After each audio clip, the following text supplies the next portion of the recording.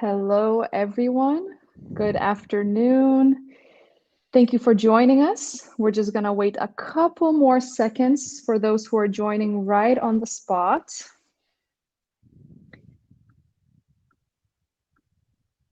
Yes. All right. Hello, everyone. My name is Gabby. I am from Open Up, and I'm going to be your host today. Thank you once again for joining us today for this masterclass, all about taming your inner critic and learning really how to let the voice be there, but not to be guided by it. And today, this masterclass is going to be presented to you by our psychologists, Joachim and Eva, who are going to be guiding you through the session. And as we're going through the session, if there are any questions that come up, you can leave them in the chat. I will be monitoring the chat. And then at the end of the masterclass, we're going to have a Q&A where we're going to be answering your questions. You can also use the questions feature. So if you have a question, you can also put it in there. And other people who also are interested in the same question, you can upvote the question. So then we're going to see how many people have a similar question. So yes, whichever function you prefer, questions or chat tab, please feel free to use it. And now I'm going to be handing it over to Joachim. All right, thank you very much for that introduction. We are about to kick off here with our with yet another masterclass. We're very excited to do this one today again, because we'll be talking about how to tame that inner critic. Such an important one because Joachim, you're a bit fast. I think you stumbled there. right. I mean, and that's sometimes how it is, right? Being able to, you're just doing something, then this little voice comes out of nowhere and starts criticizing you.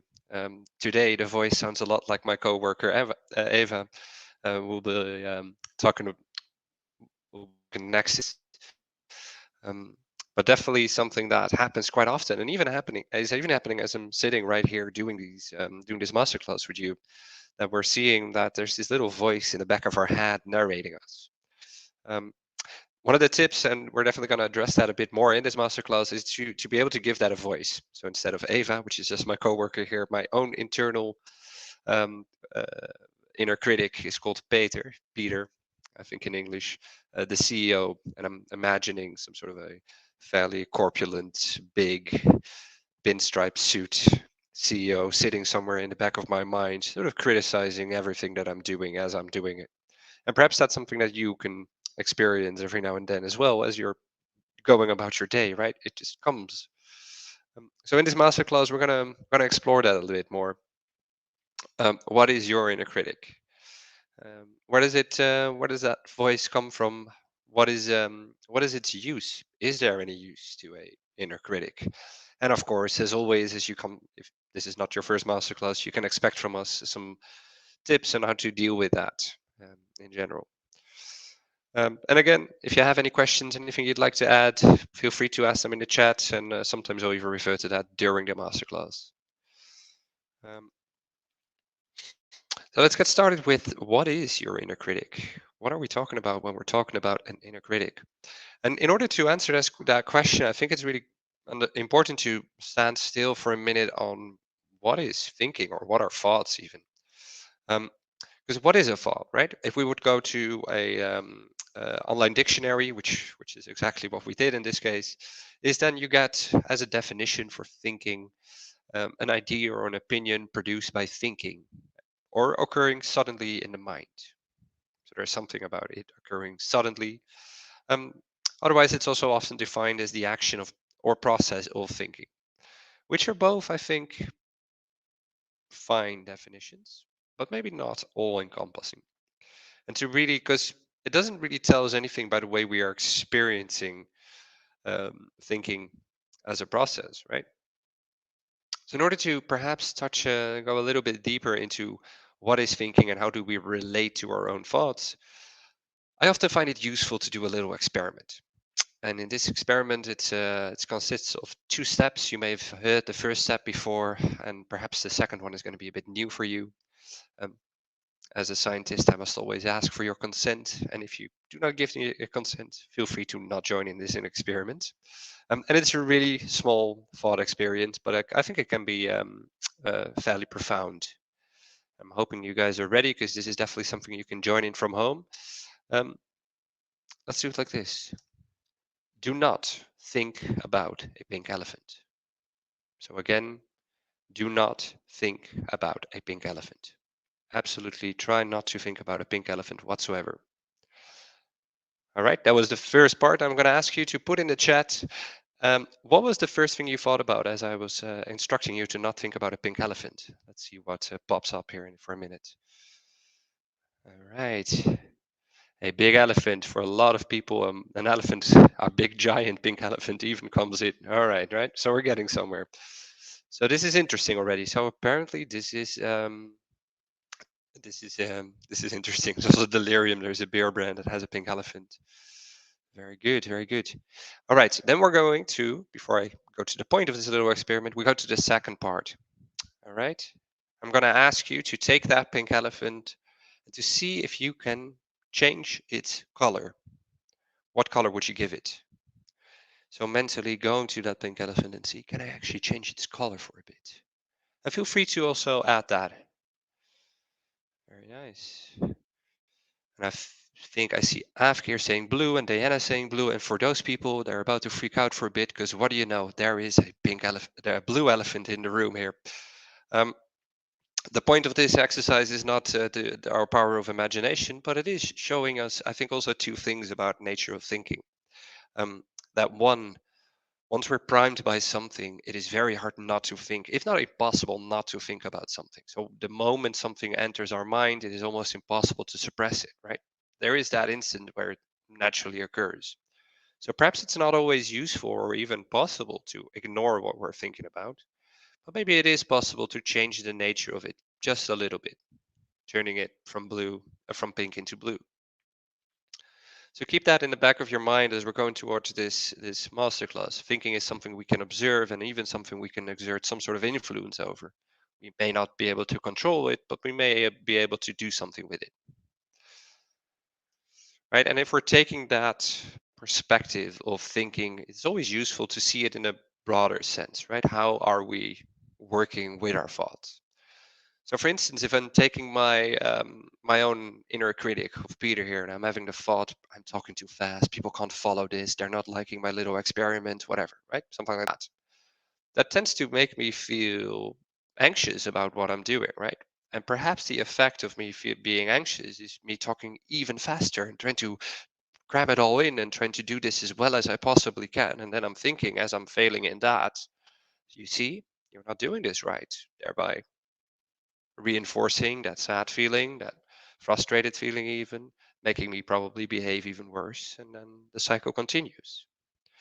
Whereas if we're able to pause that for a minute and to be able to change the color of the thought, so to say, um, then perhaps the feeling won't be as bad. We can change our behavior accordingly, and then the thinking will change accordingly as well. And where we're starting at this point, that's what today is also about. How do we interact with thinking? Because it can have a positive effect on our feelings and our behavior as well. So from that point, I think it's also good when we're talking about what is the inner critic to point out some other things that we're often dealing with. Um, so one of the things that it's definitely connected to is a sense of perfectionism. So if you're really from a more personality perspective, right? Always trying to make it perfect is absolutely the best thing possible you can do at all times. And there's usually this voice of inner criticism coming with that. It's often connected to social anxiety, perhaps familiar to you as well, having that you're interacting with somebody and then a little voice in the back of your head is saying they're going to think you're weird. They're going to think you're weird. It's not helping, but it's definitely the inner critic talking, right?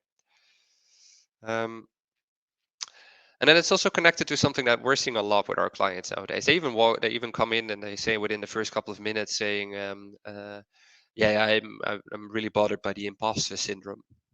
It's not a really formal diagnosis, but it's the feeling that I especially see amongst young people in our practice that they're coming in with that sense of I get the feeling that I'm pretending that I'm an imposter, that I'm just playing make believe here, and it's only going to be a minute until they figure out that I also don't know what I'm doing here. I'm just bumbling. I'm just trying to do something, but I'm not actually good at this.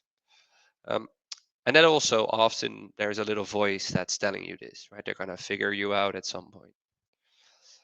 It's also very much connected to FOMO, or the well-known fear of missing out. You're finally sitting back, relaxing on your couch after all your hard work, and then you're sitting in somewhere. You could also be exercising. There's probably people right now having great parties. You should be there, right? Also inner critic.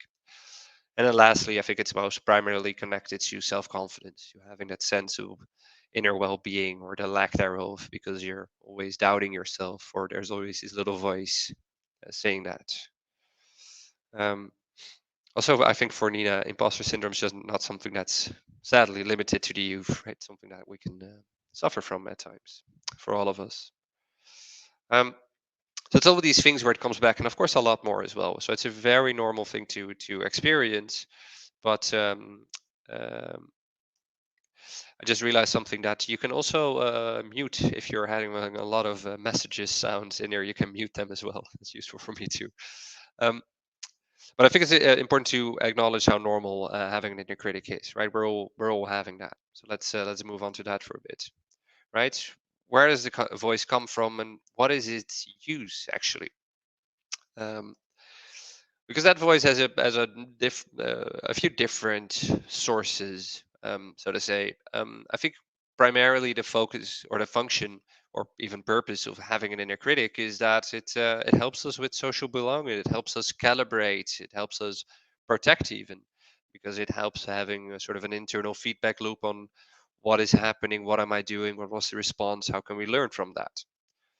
In fact, if we're going back to the nature of thinking, we can also ask ourselves the question, what is the function of the mind? And to me, the function of the mind is to be able to solve issues in the present, right? To be able to go into a new situation that may look like situations we had before, and be able to perform there in accordance to what we find important and what we want to get out of there. And there, it sometimes helps us to learn from our past experiences so we can do better. Um, in another sense, if we're taking more of a learning theory approach, all throughout our life we're having lots of experiences, and we're showing lots of different behaviors that are reinforced or not reinforced. But what happens over time as we're getting these, maybe it's going to be your parents, maybe it's going to be friends or family, or just co-workers that are telling you you're not doing this, you're not doing a great job on this, and then at some point we tend to internalize that voice of criticism, or perhaps even something that we're often criticizing others, or others, then we tend to use that same voice to criticize ourselves. So we're creating a narrative of criticism, which we tend to then uphold, because there's always, and this is also the same for my own inner critic, he's very annoying to me, but then there also every now and then there's a sense of truth, or at least something that is helpful there. To be able to distinguish the two is, of course, the art that we're talking about. So definitely something that comes from our own learning history, and is something that's still reinforced or not reinforced as of the present. Um, so, like I said, it's a way of thinking and behaving that at some point produce some sort of a reaction and serve the purpose. And most often, it's not that applicable anymore. You're probably being harder on yourself than you need to strictly be in order to perform. But sometimes, like I said, there is some truth to it, and it's interesting to distinguish the two. All right. So at this point, I think it can be useful to take some time here to stop and reflect for a little bit. If you're watching this, you can even pause the video, especially if you're watching it at a later time, and take some time to really get to know your inner critic for a bit. What is it telling you? At what times? When is it especially loud or present? Is it times when it's much more than other times? When is it not there? Also, very interesting to realize what activities you're doing that suddenly don't produce any criticism. And what do you do, or what do you don't do? What do you avoid because of that inner critic? Which is also a bit of an answer to what is it costing you already. Take some time to write that down, and once you're ready, on pause, or if you're following us live, take some time to do this afterwards. And then I think it's high time we go to the more practical part, because how do you actually deal with all of this? And I'd like to invite my critical voice of the beginning, Eva. Would you like to enlighten us? Yes, of course. Thank you so much, Joachim. And we like to kick off the second part of the masterclass, this how do you want to deal with your inner critic, or how can you deal with your inner critic, with this little metaphor that we are borrowing from acceptance and commitment therapy. And as you can see, there's this person on the slide that's in a tug of war with a monster, or this it's a tale of a monster that we see here. And imagine there's a pit in between them, and as far as you can tell, this pit is bottomless. And this monster, as you may imagine by now, represents your inner critic and how you're dealing with it. So a lot of us tend to, kind of fight with these emotions or thoughts. And of course, when you think about the image of a tug of war, it's above a pit, it's really scary. So you're scared to give in to the monster and fall into this pit. And it also costs you a lot of energy to fight against it and not to fall. And this pulling the rope, it represents something different for everyone. So maybe you can think about how you tend to deal or react to your inner critic, and think about what you would advise this person to do with the rope that's in this tug of war with the monster, with the inner critic. So maybe some people would advise him to pull even harder, to pull this monster into the pit, get rid of it, keep pulling. And others would maybe advise him to let down the rope, to save the energy, to just let go of the struggle and let the monster be there. And that, of course, can save you a lot of energy, but the monster's not going to go away. So the inner critic is still going to be there, screaming all the feedback and all the advice and all the criticism at you.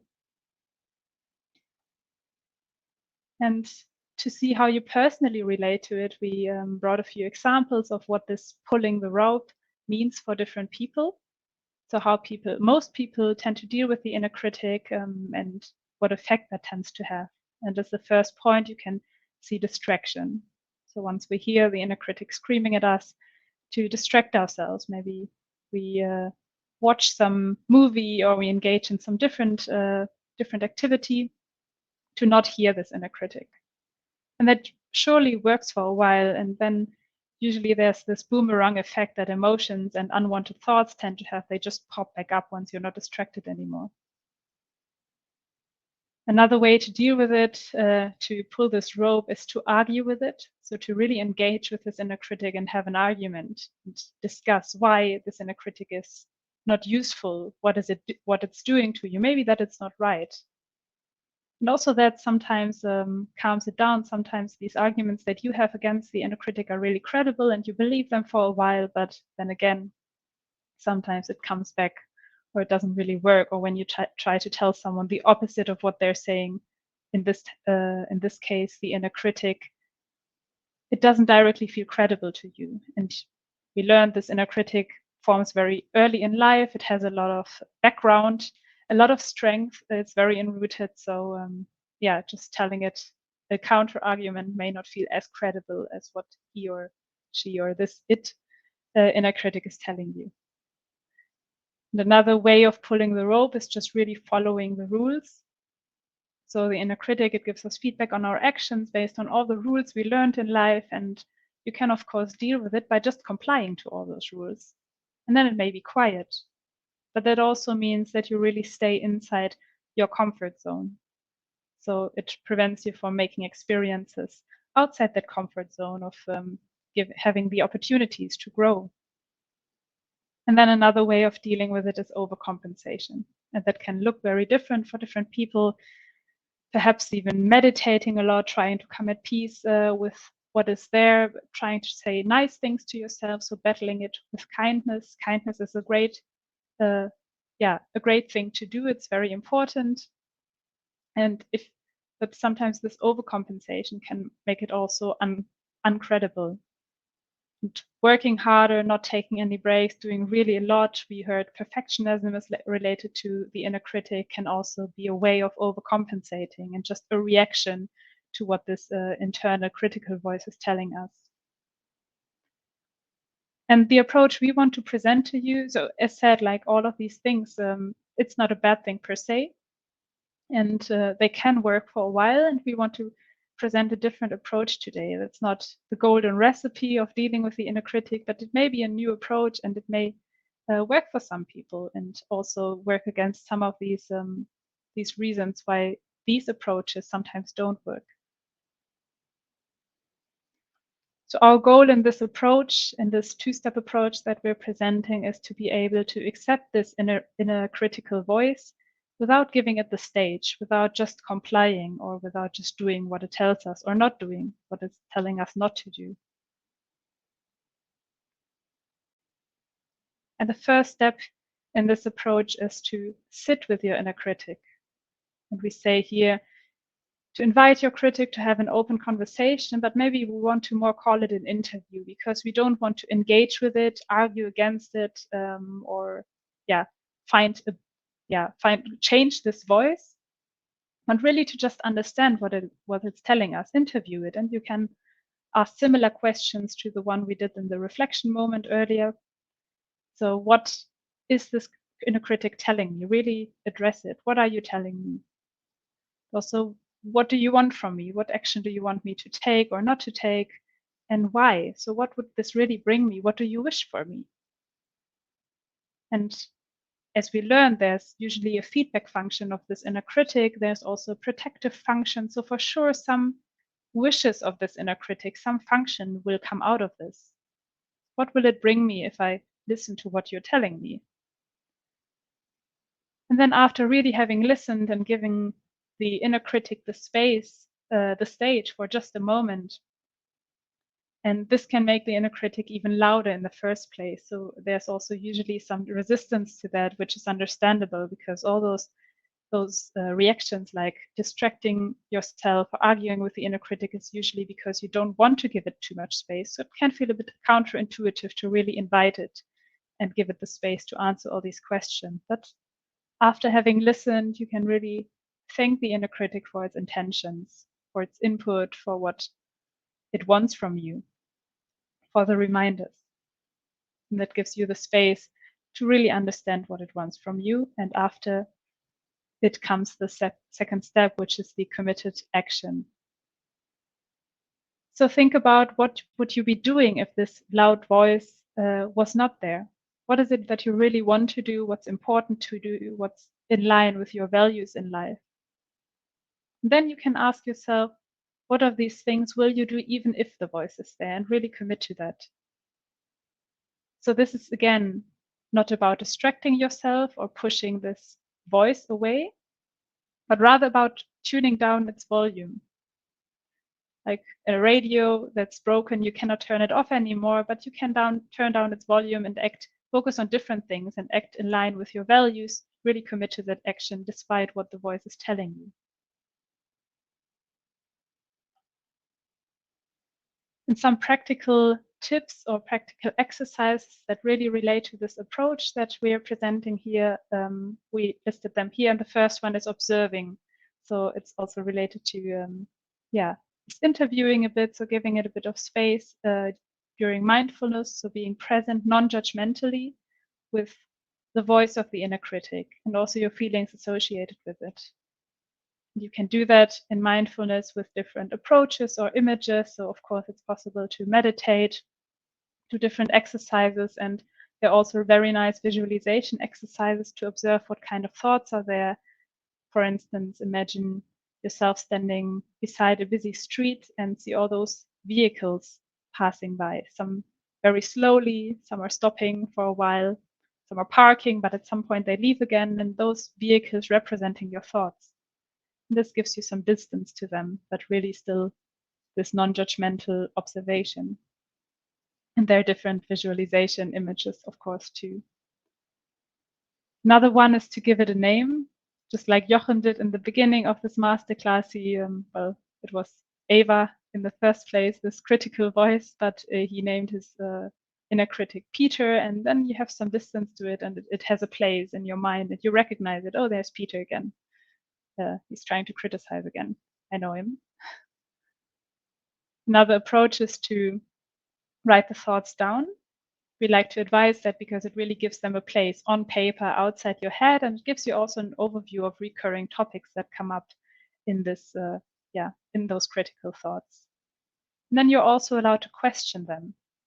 So we all see our world around us through our own filters, our own interpretation based on how we grew up, of our life experiences, our culture, the rules that we learned early in life. So it doesn't have to be a harsh truth. So you're allowed to question the thoughts that come up. That doesn't mean arguing with them, but just seeing, okay, is this a helpful thought? Is this really true? Maybe there's an alternative way of interpreting this. Another exercise here is the Rulebook Exercise, which means all those rules that you're trying to comply with on a daily basis, write them down. Look at them, see how many there actually are, and which of those are actually helpful and in line with your values and how you actually want to behave with the people around you.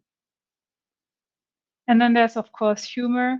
Humor tends to make things lighter, so you are allowed to smile at the inner critic, not say, okay, I heard you, all right. Can even be a bit sarcastic about it, just as a tool. And that helps to take things lighter and distance yourself from this voice.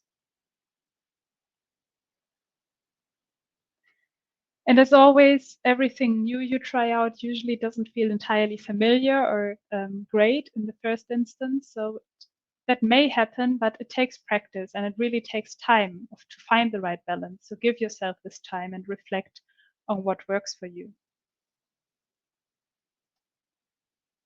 So to sum things up, we discussed what our inner critic is in the first place and where it comes from, and that it did used to serve a purpose and sometimes still does. Like, it's not a bad thing that we get feedback on our behavior. And then we are able to look at this feedback and interpret it, see if we want to do something with it or not. You can really get to know your inner critic and learn to relate to it in a new way. Like, for instance, using some of the tools that we discussed. And you can really give it a place, not be in a tug of war with it anymore. If you do want some help with this, either with the tools we discussed or have any other questions, of course, you're invited to book a free introductory session with one of us or our colleagues. But of course, we still left some space in this masterclass for Q&A. So I see Joachim and Gabby already joined me back on stage. So we look forward to answering some of the questions that you brought or that came up during our presentation. Thank you so much for guiding us through this, Joachim and Eva. I really loved Joachim naming your inner critic. And it's something that's helped me quite a bit in the past as well, because in a way it creates this separation that it's not really on you. It's like this neighbor that maybe is a little bit grumpy, that sometimes talks to you over the fence, giving his or her opinions. We had some really great questions in the chat, and I just saw the most recent one.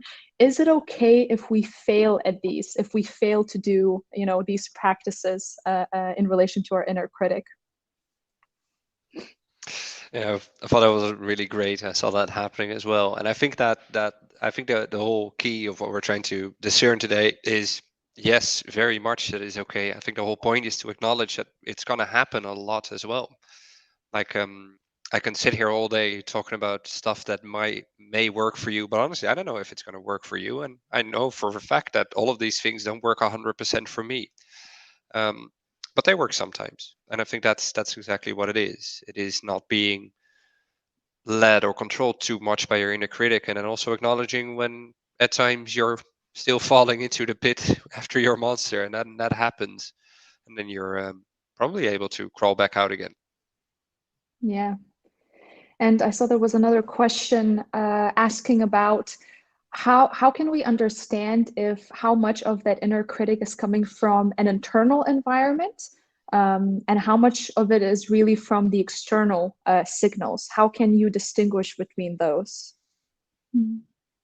I think a big first step there is becoming aware of what's happening, like acknowledging that those are thoughts, of course, that happens, and that there can be external influences from our past, but also from the signals we interpret in our environment. And the first big step, I think, is to really observe this, just see what kind of thoughts actually, maybe write them out, those thoughts, or maybe talk about them with someone. Really hear it out loud to see what is there, and then that as a first step. Yeah. And could it be, I'm just curious myself, could it be that the inner critic, or maybe there are certain repetitive things that the inner critic says, that maybe it's not even our own. It's something really that we adopted, let's say, early on, and then we sort of made it into our own, but the origin is not really our own inner critic. It's just maybe borrowing someone else's inner critic. Yeah, I feel this is sure. I feel this is often the case, that we've that's what I meant with internalizing it, right? Sort of that voice coming on, and maybe also referring to some of the questions I see coming in the chat as well.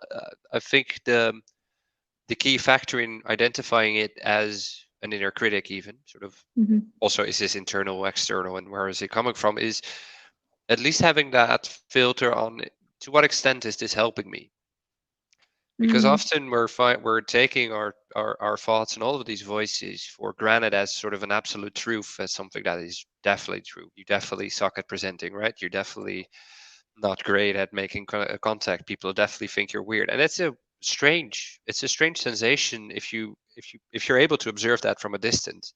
You would never talk that way to somebody else in most cases, right? And also, it's very vague. You're not good enough. What does that mean? Not good enough at what? And I think that's where, so you're getting that signal that I'm not feeling good enough, and then the invitation is, all right, so what do I actually want to be good in? So we can use it as a signal and not necessarily as something that's useful in its own, but definitely something that we can use if we learn to interpret the signals for what they are. Yes. And I saw another question pop up earlier, saying that I think that my inner critic is often right and I should follow suggestions, especially if I'm in a phase of transitioning in my career. Is there a way to distinguish, how do you know if it's correct? Whether it's just overthinking and, let's say, rational thinking of weighing the pros and cons, or if it's just the inner critic stepping in. Yeah, I think that relates a little bit to the earlier question as well. Like, is it really my own, or is it something I took in? And I think there, this committed action also comes into play. Like looking at what you really want, like based on your values, and then you can really kind of compare that to what your thoughts are telling you about it. It's just the other way around then. Yeah. Yeah, and what I'm liking there as well is that there's I think that that's sort of a point in what will we what do we hope to reach with our overthinking, right? Because if I'm finding myself in bed at night, and I saw Wim, I think, address this as well, Yeah. laying there thinking about everything that happened and everything that will come to be, and the inner critic and doing its thing there, then I think it's being able to acknowledge that this is probably not helping you in the future. It's definitely not helping you now. Then this is one of these ways that we can distinguish is not useful. But if we're inviting, as we have in the masterclass as well, then we can use it to have a dialogue with that and take it for what is the effective points of what the inner critic is telling us. But often, if it's just nagging along, what would you do with a different person? Just that keeps on talking to you even after you're done with it. See if you can take that approach with the inner critic as well. Yeah. And I see Keith is asking, how much is the inner critic linked to perfectionism? You talked of this earlier. Can you explain a little bit more?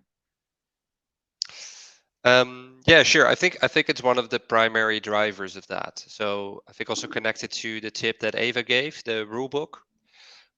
What we're seeing very often, not just in perfectionism, but in very relatively normal behavior or human experiences, that we tend to have all these rules for ourselves, which makes sense, right? From our upbringing up, we're hearing a lot of things: wash your dishes, brush your teeth, right? These are all little rules. Tie your shoes, be polite to people. I don't know, all these little rules, right? And then as we get older, these rules tend to get internalized as well, and there are a lot of them, right?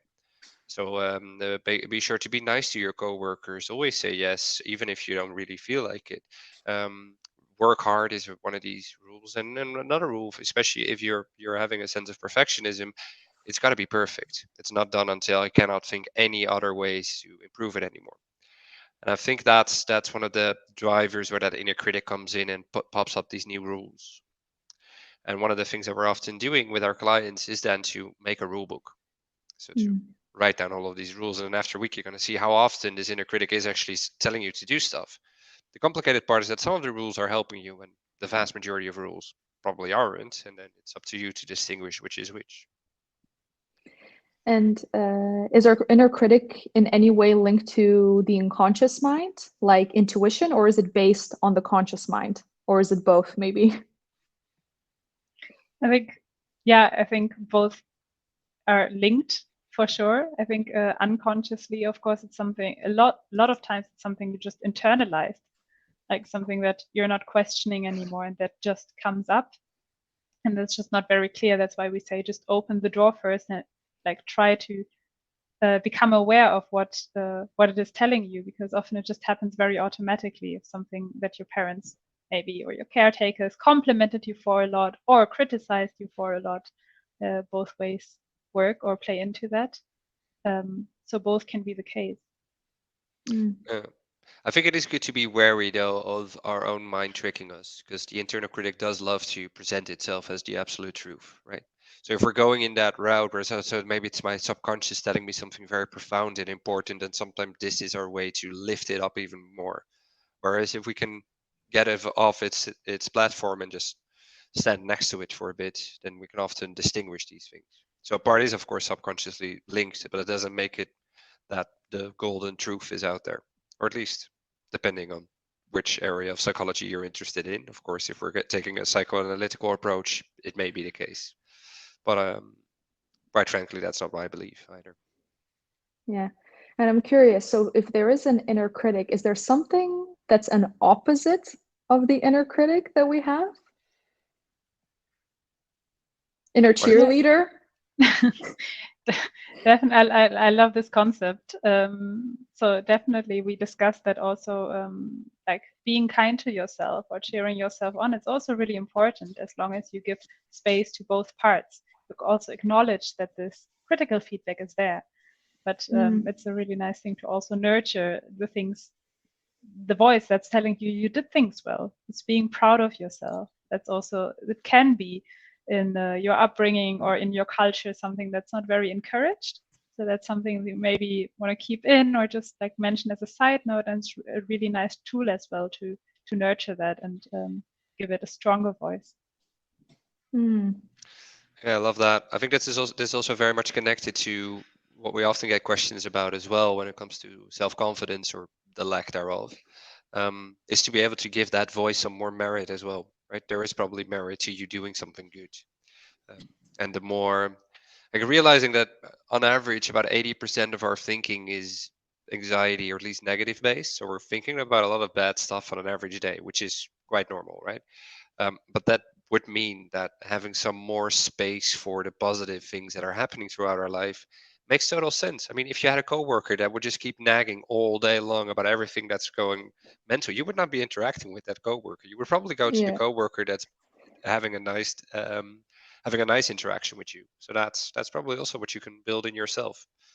And maybe also the one that I'm taking away from this session here today. Maybe I have to find a counterpart for Peter. Definitely.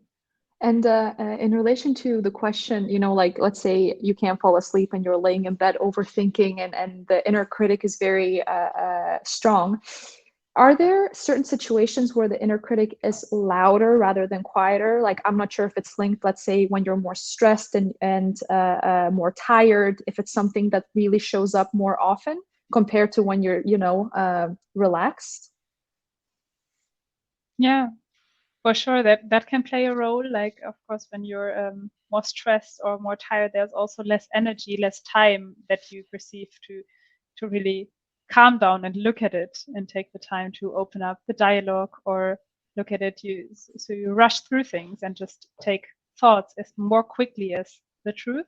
So for sure, that has an impact, and also the task at hand or the situation you're in. So for sure, all of us have our own situations that we struggle with, or situations where the inner critic is loud and has a very strong opinion. and other areas where we feel more confident and criticism is less impacting us. Yeah, I definitely agree there. And I think it's good to acknowledge when that's happening, right? So for instance, when I have to perform in any type of physical exercise, I usually get a lot more inner criticism from my own sort of experiences or lack of experiences in sports and whatnot.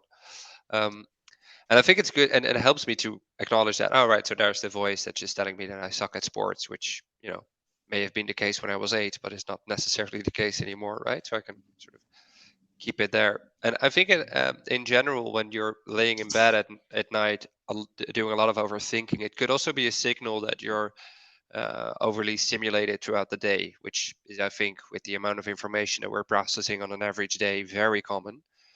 And it would mean to take some space in your day way before you actually go to bed to sit with that inner critic or that voice for a bit. To actually still have the energy to deal with what it's telling you. Because usually when we're most vulnerable, the inner critic gains a lot of power. So we want to be dealing with it when we actually feel fairly stable and actively invited in. That enables us to practice with all the sort of unpleasant feelings that come along with it. Because if we can sit with it, we can bear it. And I think that's such a great step into acceptance as a process, not just as a point. Absolutely. And we still have time for one more question. And I see that Tammy and Camille are asking very similar questions. How do you distinguish between the inner critic and the inner coach? And coach being the voice that gives good advice. And Camille also asks, does the voice motivate you or prevent you from acting? So kind of inner critic or the coach that might be maybe a little bit more critical, but still wants the best for you? I think Go you ahead, want to Ava. take. Okay. I think it can be both, of course, and it's also up to you to interpret it. Like it can, the inner critic can, of course, tell you not to do things for whatever reason, but it can also tell you to do, to motivate you to do things. Then, as if you give it a coach function, if you interpret it as that's something that, oh, that's scary, and instead of telling me then don't do it, then okay, then maybe start small. That's a very different interpretation of the same thought. Yeah, to me, it's also often when it's phrased very vaguely, as I mentioned earlier. That's one of the points where like that's not useful to me. And I think it's that can I use this in some ways? It's something that I want to do, and I think so. Discern usefulness because it's something I can work with, and then also making that little distinction in accepting the consequences and thereby making the choice. Is this something that I want to do versus something that I'm telling myself I should do? And once we're able to make that distinction, then this is where it comes into fruition. Because up until this point, it's just you talking to yourself, right? Yeah. I think being able to make that committed action or second step is where it's all about. Thank you. Thank you, Johan. Thank you, Ava, for a really great session. There's also going to be a replay on our website on Spaces on Demand in case any of you want to rewatch these masterclasses. And of course, if you want to delve deeper, you can always book a consultation with one of our psychologists at openup.com. Thank you so much for joining. It's been a pleasure, and we'll see you in the next masterclass. Thank you very much. Thank you so much. Have a good day. Bye. Bye.